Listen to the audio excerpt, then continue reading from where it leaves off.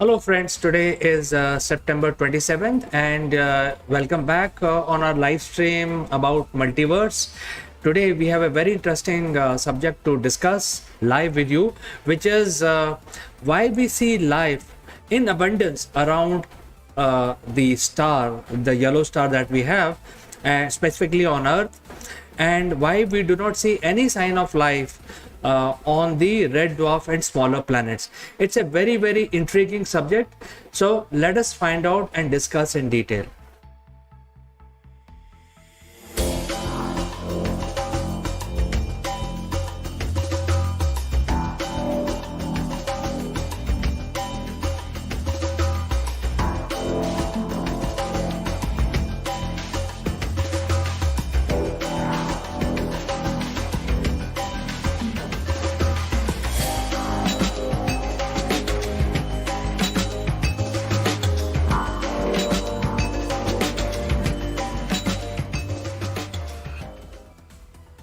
Well, if you have any questions regarding this subject, you can actually give your comments live because we are live on all social media platform. And the first question that we have is that we are basically revolving around a yellow star, which is giving out light in the yellow spectrum.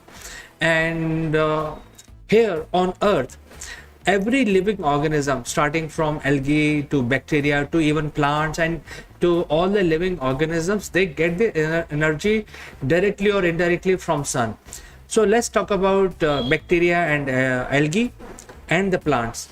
They have the ability to convert the energy which is being received from light directly into their useful material like energy or whatever.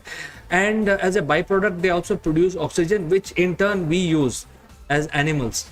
So the whole process is called photosynthesis, where they actually have the mechanism or the chemical processes, which is called photosynthesis, and transfer the light which is being received from the star into useful things, energy, and also breakdown of different minerals and vitamins for their utilization.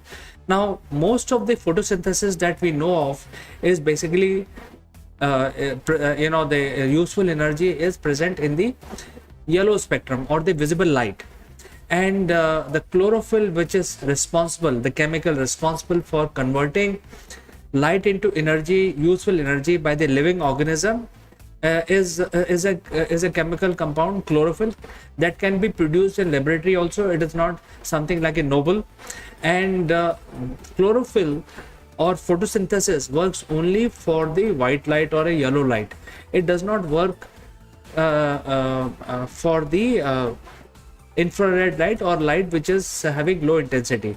So I think the first question that we must ask is why we do not see light around the red dwarf. Simply because the red dwarfs do not produce too much of hot light or a yellow or white light, and because of that, the processes of chlorophyll, as we know, cannot take over the work of photosynthesis.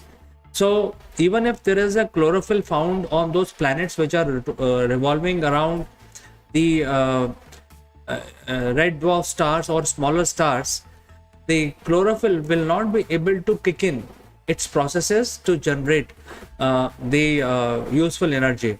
And there's another process which is required here, is that is, the smaller the star, the habitable zone is also closer to the star.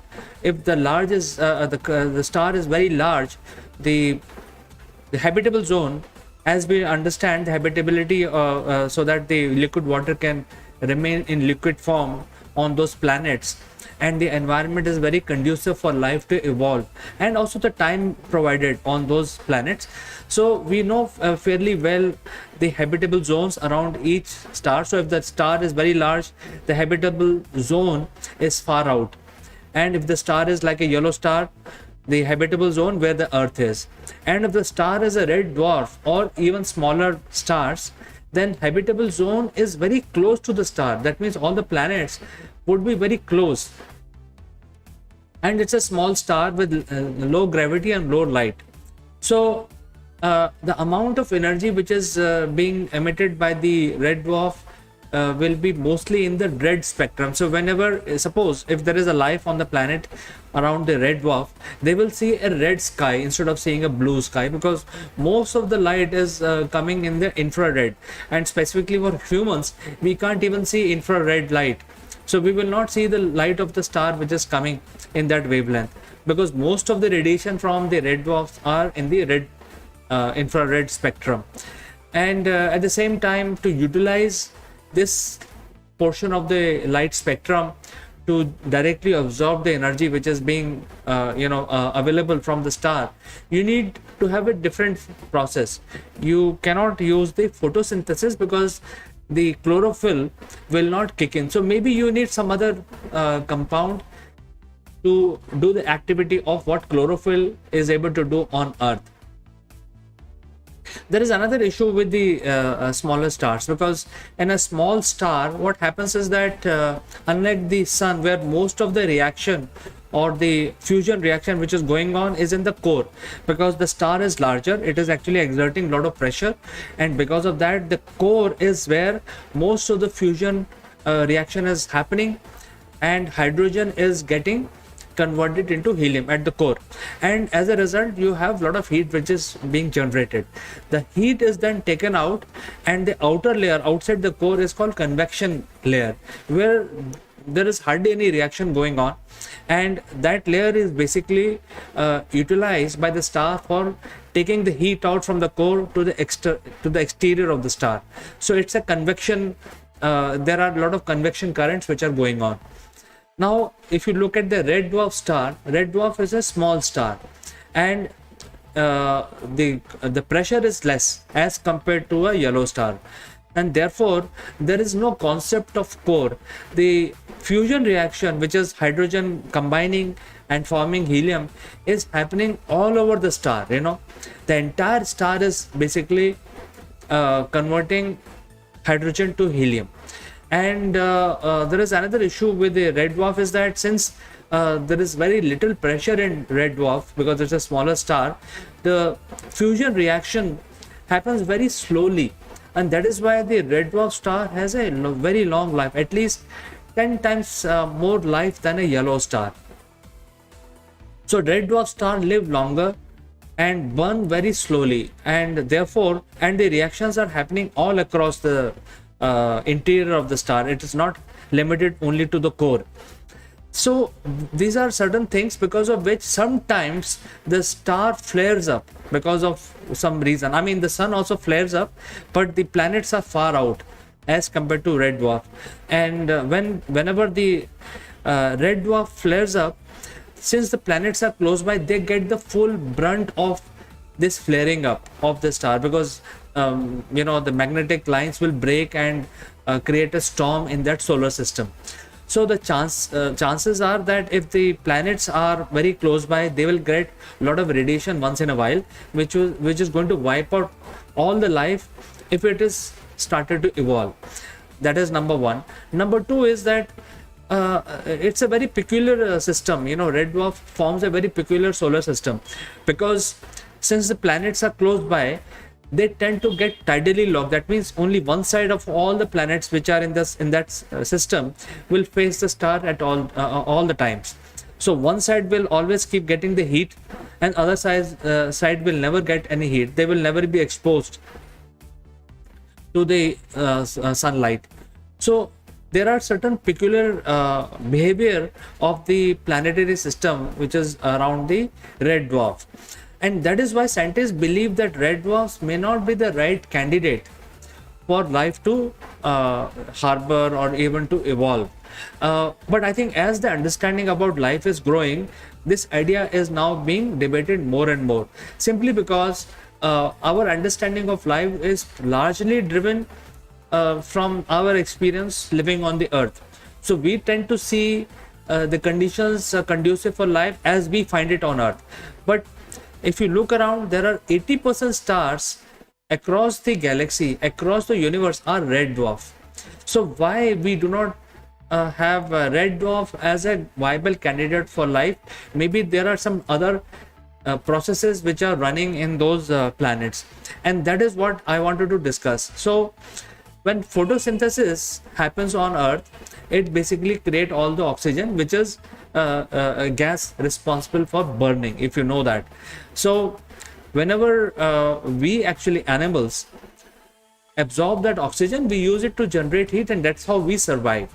So this is a process which is created by Mother Nature on Earth, where the algae and the bacteria, they get the sunlight, use that sunlight, have the photosynthesis process in their skin or in their body, and as a byproduct they actually consume carbon dioxide and release oxygen as a byproduct, which is life-giving element for rest of the other life which has evolved subsequently.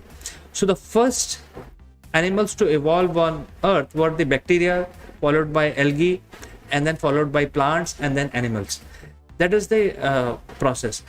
Maybe on red dwarf planet system, a similar process may happen where instead of photosynthesis, there is some other processes which are responsible for the living organisms to flourish, and that is recently been identified, which is in the form of living organism consuming the radiation. So radiation which is coming out from the star itself, instead of using the visible spectrum of the light, they can use the infrared and other radiations to basically generate their energy. And the blue, green and the violet, which is the purple color algae and bacteria, can synthesize radiation. This has been proven also. The scientists have taken these blue-green algae, they put it outside the International Space Station, and for a year, and the blue-green algae actually flourished in the cold of the outside this International Space Station, and they were able to survive also using the pure radiation which is available in the space. So there is no atmosphere, there is utterly very cold temperature, yet the blue-green algae survived and thrived. So if this is evidence that we are looking for, maybe those planets which are in the habitable zone around the smaller star systems like red dwarf and other star systems, maybe the life form will look entirely different. Maybe they will look like copper. They may not be green in color. Even if there are plants, they may be dark blue, violet, purple, or blue in color, or at the most copper in color. And that is the radiation synthesis compound they will have in their skin and the body, which will absorb the radiation coming out from their red dwarf star, and then they will be able to directly absorb the energy which is being released by the red dwarf star. And that is the process which we have identified now, and because of this identification, we can now safely assume that life may be found in lot many stars. There may be lot many candidates for life, and we don't have to really look at the Goldilocks zone to find life as we understand, or we probably understood until last decade. Now the new findings are changing our perception, our thought processes, and now we are also getting to know that there are other processes which may be responsible, and life may be able to use these other processes to thrive in open space also. So we cannot ignore the fact that there could be life in the clouds which are floating around freely in the open space.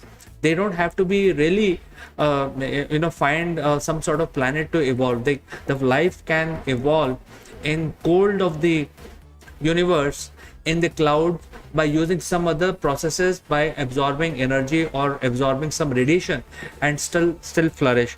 So that is what is most important topic of discussion today, that our understanding of how life will look like. And when we look out for alien life, we always look for Earth-like planets or humanoids, I think we need to expand our thought process, and we have to start accepting that the alien life may not look like what we find on Earth at all. It may have a totally different evolution pattern, and yet they will be able to survive in very cold climate or even high radiation environment like red dwarfs.